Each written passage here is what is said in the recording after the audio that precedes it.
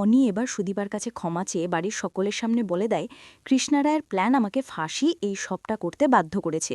সুদীপা আদিত্য সহ বাড়ির সকলের উপর অভিমান করে সেই মিথ্যে অপবাদ তাকে মেনে নেয় আর ঘরে গিয়ে নিজের সবটা গুছিয়ে চৌধুরী বাড়ি থেকে বেরিয়ে যাওয়ার সিদ্ধান্ত নিলে তখনই আদিত্য গিয়ে সুদীপাকে আটকানোর চেষ্টা করে আর বারবার সুদীপাকে বলতে থাকে, প্লিজ সুদীপা, একবার বলুন এই সবটা মিথ্যে, আমি আপনাকে বিশ্বাস করি। তখন সুদীপাও সকল ঘটনা আদিত্যকে খুলে বলে।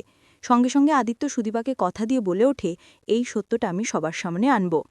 এরপর আদিত্য অনিকে ফলো করে জানতে পারে এই সবটা কৃষ্ণা রায়ের প্ল্যান। এরপর আদিত্য হাতে নাতে প্রমাণের সাথে অনিকে প্রশ্ন করলে অনি সকল ঘটনা আদিত্যকে খুলে বলে। আদিত্য তখন অনিকে চৌধুরী বাড়ির সকলের সামনে নিয়ে এসে আসল সত্যটা বলতে বলে। অনিও তখন সুদীপার কাছে ক্ষমা চেয়ে বাড়ির সকলের সামনে আসল সত্যটা বলে দেয়। এই ফুল এপিসোডটি পেতে আমাদের চ্যানেলটি এক্ষুনি সাবস্ক্রাইব করুন। আজ এতদিন পরে আজকে সুদীপার জীবনে কিন্তু আবারও খুশির দিন চলে এসছে। আজকে চৌধুরী পরিবার মেতে উঠেছে খুশির আনন্দে, খুশির মেজাজে তারা কিন্তু একে অপরের মধ্যে মিলেমিশে একাকার হয়ে যাচ্ছে। এদিকে বড়মা বারবার বলছে, আমার দুই বৌমা কই, আমার বুকে এসো, আমার বুকে এসো, এবং বলতে লাগে, আমার বড় বৌমা কই, বড় বৌমা, তোমার হাতে কিন্তু চৌধুরী পরিবারের কর্তৃত্ব দিয়ে গেলাম, তোমাদের দুই বৌমার হাতে চৌধুরী পরিবারের কর্তৃত্ব দিয়ে গেলাম, তোমরা কিন্তু ভালো করে সমস্ত কিছুটা ম্যানেজ করে নিও। তখন সেখানে পরমা বলতে লাগে, হ্যাঁ মা, আপনি আমাকে আশীর্বাদ করুন যেন চৌধুরী পরিবারের পুরো কর্তৃত্ব, পুরো দায়িত্ব আমি ধরে রাখতে পারি। তখন সবাই পুজোতে বসে পড়ে এবং সেখানে বড়মা জানিয়ে দেয় সবাই কিন্তু জোড়ায় জোড়ায় বসবে। এই অভ্র, তুই কি রে, আরে হাতে কি মেখেছিস, দাঁড়া, যে হাতটা ধুয়ে এসে তুই পরমার পাশে বসে পড়। এরপরে পরবর্তী মুহূর্তে অভ্র পরমার পাশে বসে থাকে এবং সেখানে আদিত্য কিন্তু সুদীপার পাশে গিয়ে বসে এবং তখন বড়মা বলতে লাগে, আজকের এই খুশির দিনে একটা গান হোক। তখন সুদীপা বলতে লাগে, গান? আচ্ছা ঠিক আছে, গান শুরু করছি। এই বলে কিন্তু সুদীপা গান গাইতে শুরু করে দেয়, ঠাকুরের নামে গান গাইতে শুরু করে দেয়। সবাই মিলে যখন ঠাকুরের নামে গান গাইতে ব্যস্ত রয়েছে, এদিকে পরমাও কিন্তু সেই গানের তালে তাল দিচ্ছে। অভ্র তো অবাক দৃষ্টিতে শুধু পরমার দিকেই তাকিয়ে রয়েছে। তার পরবর্তী মুহূর্তেই গান যেই না শেষ হয়েছে, সবাই ঠাকুরকে প্রণাম করার পরবর্তী মুহূর্তে ইন্দিরার চোখে পড়ে ঠাকুরের ভোগে কিন্তু ছাই পড়েছে। আর এমনটা দেখেই কিন্তু ইন্দিরা প্রচণ্ড চমকে ওঠে আর বলতে লাগে, কিরে বৌদি, এ তো অমঙ্গলের ছায়া, ঠাকুরের ভোগে কখনো ছাই পড়েনি তো, এ তো অনেক অনেক অনেক বড় অমঙ্গল চলছে, কি হবে বৌদি, কি হবে বৌদি? তখন সেখানে বড়মা বলতে লাগে, হ্যাঁ তাই তো, সত্যি তো তাই তো।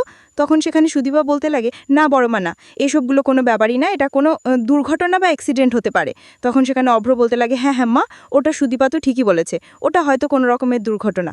কিন্তু ইন্দিরা বলতে লাগে, না, কখনো চৌধুরী পরিবারে এই রকম ভোগে ছাই পড়েনি, এটা কোনো অমঙ্গলের ছায়া বয়ে নিয়ে আসছে। কিন্তু সুদীপা বলতে লাগে, না, আমি এই ছাইটা ঠাকুরের পায়ে ছিয়ে দেবো, ব্যাস সমস্ত অমঙ্গল কেটে যাবে। এই বলে সুদীপা যেই না ঠাকুরের পায়ে ছোঁয়াতে যাবে, মানে সেই ছাইটা, এমন সময় সেখান দিয়ে গড়গড় করতে করতে কিন্তু অনির্বাণ চলে এসছে। আর অনির্বাণকে দেখেই কিন্তু সুদীপা বলতে লাগে, কি রে অনিদা, অনিদা তুমি বসো না, পুজোয় বসো, পুজো হচ্ছে, পুজোয় বসো। তখন সেখানে অনির্বাণ বলতে লাগে, না না, তুমি পুজোয় বসবে, তাই না, তুমি পুজোয় বসবে, তোমার কত বড় সাহস হয় তুমি পুজোয় বসবে? তখন সুদীপা বলতে লাগে, তুমি কি বলতে চাও বলো তো, আমি শুনতে চাই, তোমার কি এমন বলার আছে, তোমার কি এমন বলার আছে, তুমি আমাকে বলো। তখন অনির্বাণ একেবারে সুদীপার দিকে আগুন তাক ধরে ধরে, তুমি আমার ভাইকে ঠকিয়েছো, তুমি আমার ভাইকে ঠকিয়েছো। আর এমন কথা শুনতে আদিত্য, এদিকে পিসি, প্রত্যেকের চোখটা একেবারে কপালে উঠে গেছে। এদিকে বড় মা তখন বারবার প্রশ্ন করতে শুরু করে, ব্যা কেন, কি, কেন কেন এই কথা বলছিস, কিসের জন্য বলছিস? তখন সেখানে অনির্বাণ বলতে লাগে, হ্যাঁ আমি ঠিক বলছি, আমি এতদিন বিষয়টাকে চেপে রেখেছিলাম, কিন্তু মিথ্যে বা সত্য কখনো চাপা থাকে না। আজকের আমার ভাইটাকে দিনের পর দিন ঠকাচ্ছে, আর আমি কিছু বলবো না। তখন যেন সুদীপা বলতে লাগে, কেন? আসলে অনিতা, এমন হয় মাছের মধ্যে ঠিক মানে ঠিক নেম, ওই জন্য তুমি গেছো আর এসেছো, তো বাইরে ছিলে, সেক্ষেত্রে তোমার মাথাটা শান্ত হওয়া দরকার, তুমি এসো, পুজোয় বসো, সব ঠিক হয়ে যাবে তোমার। কিন্তু এদিকে অনির্বাণ একেবারে জোরে চিৎকার করতে লাগে, না না, আমার মাথা ঠিক আছে, তোমার মাথা ঠিক নেই, তুমি আমাদের চৌধুরী পরিবারটাকে শেষ করে দিয়েছো। এদিকে তখন অভ্র চলে আসে, আদিত্য চলে আসে, এরা এসে বলতে লাগে, হ্যাঁ তুই কি বলতে চাইস বলতো, মন খোসা করে বল না, এই সুদীপাকে এরম বাজে বাজে কথা বলছিস কেন, তুই যেটা বলতে চাইস সেটা বল, আমার বোন তোর কি করেছে? এই বলে কিন্তু সবাই মিলে তেড়ে ওঠে। তখন অনির্বাণ বলতে লাগে, দেখো দেখো, আমি শুধু সবাইকে আমি এই বিষয়টাকে শোনাবো না, আমি দেখাবো, আমি সবাই রয়েছে বলে বলতে পারছি না, আমি জাস্ট এই কথাটা আমি আদিত্যর সঙ্গে গোপনে বলতে চাইছিলাম, সবাই যখন শুনতে চাচ্ছে তখন শোনো, আমি শুধু শোনাবো না, আমি দেখাবো।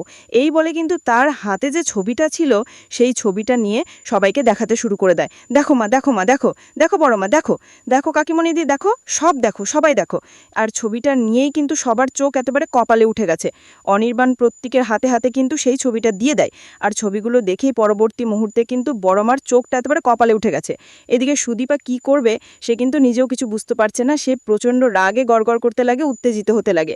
আর এদিকে অনির্বাণ বলতে লাগে, আমি এই ছবিটা নিজের হাতে তুলেছি, এতদিন আমি লুকিয়ে রেখেছিলাম, সুদীপা অসুস্থ ছিল বলে আমি এই ছবিগুলো এতদিন পর্যন্ত দিইনি। এই বলে কিন্তু অনির্বাণ আদিত্যর কাছে চলে আসে, আদিত্যর কাছে বলতে লাগে যে আদিত্য, তোর বউ তোকে ঠকিয়েছে, দিনের পর দিন ঠকিয়েছে, ওই বউটাকে তুই ছেড়ে দে, ওই মেয়েটাকে তুই ছেড়ে দে, ওই মেয়েটাকে তুই ছেড়ে দে, ছেড়ে দে, ওই মেয়েটাকে ছেড়ে দে।